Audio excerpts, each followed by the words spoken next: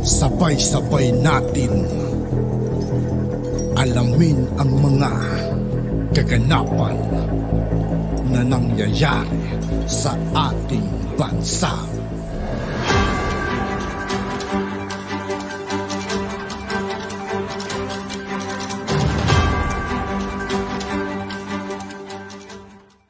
Yo, what's up mga kaibigan? This is I2K po again. Ngayon nandito naman ulit tayo sa channel ni Philippines Trending News. Dito naman ulit tayo magbibigay ng komento at reaksyon. Kaya samahan nyo, guys. Let's go. Oh, Risa, anyari sa'yo? Ba't ka nanginginig? May kodigo ka pa. Hindi ko kailangan na ang respect mo, VP Sara.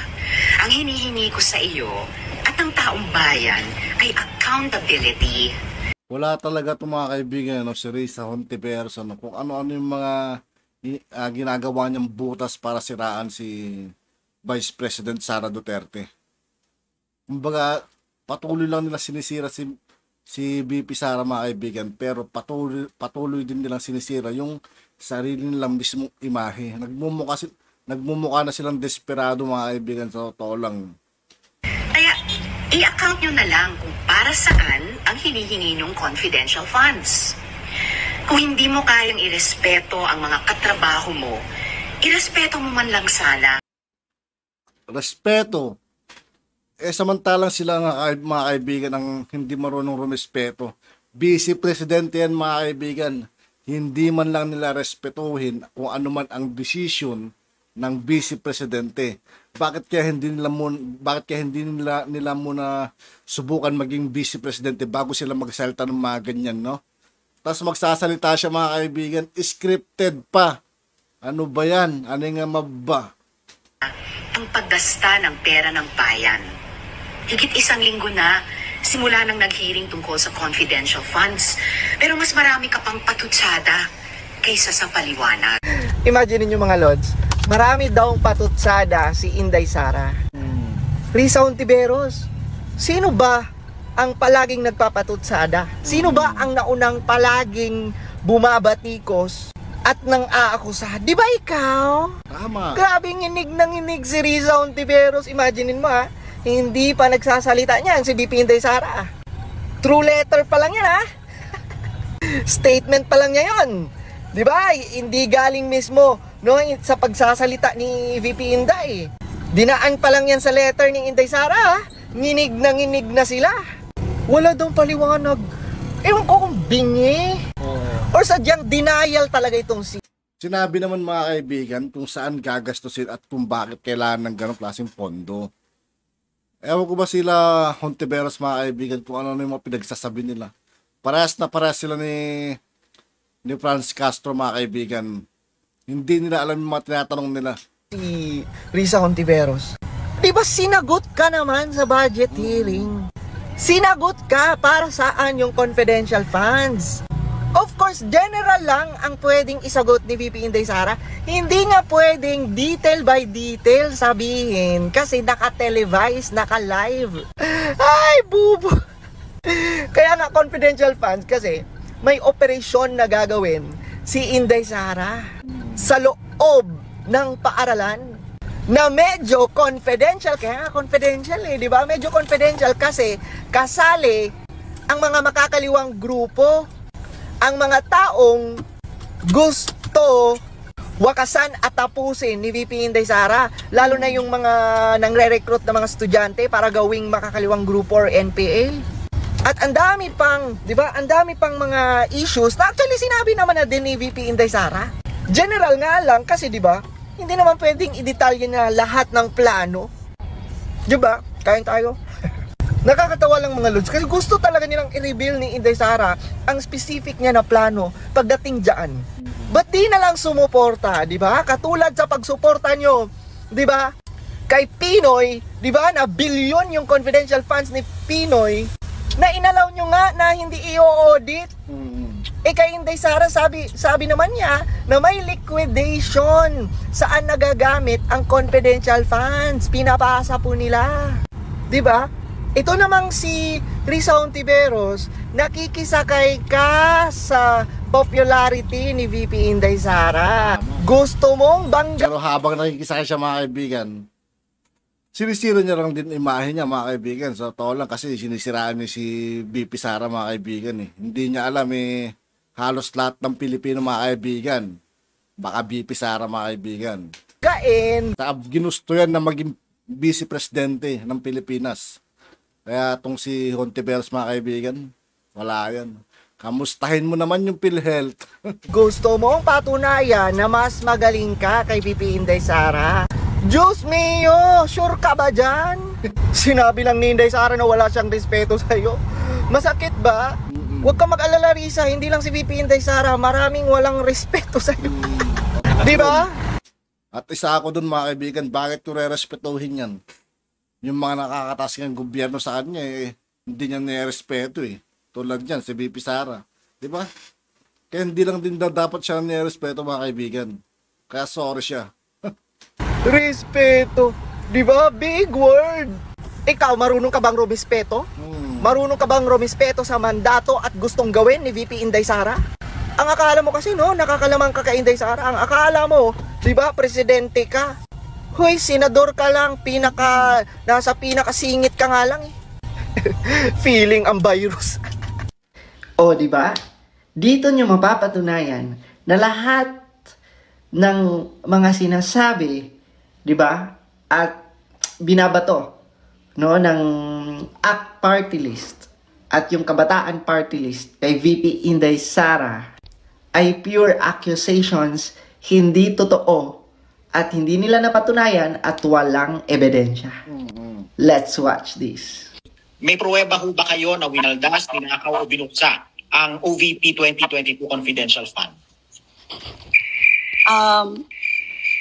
We have no proof right now. Pero nakita natin yung mga ganong mga Diyan pa lang mga kaibigan nagmumukha na silang tanga sa mga tanong nila. Yung tanong nila walang kasiguraduhan, walang ebidensya. may mga questions tayo. Kaya nga gusto nating magtanong Kaya nga gusto nating mag-ungkat kung ano talaga yung nangyayari dito. And people will go out, no? Syempre siguro yung PR nila o ano tawag dito, kung sino din yung nakikinabang. Ang point lang nito, the other way around natin tanungin, bakit kailangang i-confidential kung hindi naman? Bakit, kung pwede namang auditable, bakit hindi gawin yun? Bakit more and more ang ginagawa natin as parang pork barrel itong confidential funds? Pork barrel na konti. Kung mga kaibigan, ano yung mga naiisip itong mga to, ano? Okay, yun lang po ma'am, kasi gusto lang po namin maunawaan din kung saan yung hugot ng criticism ninyo. Kasi if there's actual proof or if it's just rooted in yung fear na hindi nyo nga kasi nakikita or hindi natin nakikita kung saan napupunta yung pondo. So, yun lang po yung gusto kaya, tama yan, Archie. Kaya ang bottom line dyan, i-abolish na yung confidential fund dahil hindi natin nakikita secret yung pinagkakagastusan dyan. No? Lumalaki ng lumalaki ito na dapat ay may channel doon sa auditable, knowable na mga magkakagastusan at makakatulong sa ating taong bayan. O di ba mga lords, wala silang basihan, wala silang ebidensya. Di ba? Pero the way sila magsalita, the way sila magbatikos, at the way nila hilain pababa si VP Inday Sara, akala mo naman talaga winaldas ni VP Inday Sara ang pondo. Di ba? Sabi pa ni Franz Castro, bakit daw i-secret? Alam mo, Franz Castro, no? Secret yan kasi para yan sa inyo. Alam nyo, Franz Castro, turuan ko kayo. Kung gusto nyo manalo, bago bumuka ang mga bibig nyo, ebidensya muna. Ha? Ebidensya muna na winawaldas ni VP Inday Sara ang confidential funds. Kasi kung hindi nyo mapapatunayan, nako, Franz Castro, talagang magsisisi ka sa ginawa. Diba? Kasi alam mo, sawa na tayo sa puro akusasyon, batikos, diba? Puro nang a-assume kayo, diba, mga assuming. Before kayo mag-akusa, before nyo husgahan si VP Inday Sara, make sure muna na malinis kayo. Make sure muna na sigurado kayo. At make sure muna na may ebidensya kayo. Kasi pag wala, nagmumukha lang kayong tanga. Di ba? Pag wala, people of the Philippines ay, di ba, watching, no? And pinagtatawanan lang kayo. Kasi alam naman natin, trumabaho si VP Inday Sara. Humble, hindi siya mayabang, no? Hindi siya puro salita. And nakikita natin sa gawa, no? May resulta. Actually, sa Department of Education pa lang, ang laki ng pagbabago. Sobrang laki ng pagbabago, di ba? From the classrooms, di ba? At saka yung mga in-improvise nila ng mga subjects, no? Na nilesen nila yung mga unnecessary subjects at saka, di ba, kung ano lang muna ang importante na subjects sa certain grade, no? And it's a good move kasi para hindi ma-overload yung mga estudyante. And yung mga workload din ng mga teachers, di ba, binawasan. But of course, hindi naman lahat instant kasi Department of Education ang isa sa pinakamalaking departamento, no? So hindi naman yan one click ay, 'di ba, mababago lahat. Pero at least nakikita natin yung eagerness at leadership ni VP Inday Sara na pamunuan yung Department of Education. And it's good, 'di ba? Wala naman tayong nagrereklamo ng mga teachers. Wala din naman tayong nagrereklamo ng mga estudyante. Sila Franz Castro lang. At ang makakaliwang grupo lang. Tama. But the majority, suportado naman, di ba? Kaya, nakakatawa itong mga makakaliwang grupo. Sobrang nakakatawa talaga sila. Ang akala talaga nila, boses, di ba? Boses sila ng mamamayan. Feeling pa sila na sinasabi nila na sila daw ang boses, no? Kumbaga ginagamit nila ang taong bayan. Huy, paghilo mo, oy, kay what jud me, no? What jud me nag-ingon sa inyo ha na kamo ang musturya, di ba? In behalf sa amo. Dili kamo Franz Castro ang spokesperson namo, di ba? Ginagamit niyo pa, no? Ginagamit niyo pa ang taong bayan. Na well, in fact, kayo lang naman itong Wala naman naniniwala sa kanila eh. Kung may naniniwala sa kanila yung mga kasamahan lang nilang dilawan yung mga kaibigan. Makakamping lang yung mga yun. Pero yung talagang dito sa buong Pilipinas mga kaibigan, wala lang naniniwala sa kanila. Yun ang totoo dyan. Kaya kahit anong sabihin nila, wala na. Hindi nila may babalik yung dati. At hindi nila kayang bilugin ng ulo ng mga Pilipino. at nang iintriga dyan. No, well, in fact, kayo lang naman, di ba? Ang bumabatikos dyan. Ginagamit nyo pa mga Pinoy, ginagamit nyo pa mga Pilipino.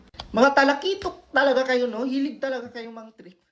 Balita ipiniliwanag nitong si At yun nga po mga kaibigan, dito po nagtatapos ang ating reaction video. Muli ako po si I2K ng Sundalo ng Dunggalo at 811. Maraming salamat sa patuloy na pagsuporta. Yeah, peace out.